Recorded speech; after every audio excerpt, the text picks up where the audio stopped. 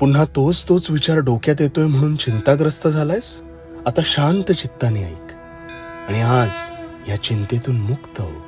तुला ठाऊक आहे का, विचार हा तू करतोस, त्यामुळे तू विचारांचा गुलाम नाहीस, तर विचार तुझे गुलाम असले पाहिजे. आता ते कसं होईल? रोज सकाळी स्वतःला एक गोष्ट सांगायची, माझे विचार हे सर्वस्वी माझ्या काबूत आहेत. मी ह्या विचारांच्या काबूत कधीच नसेल.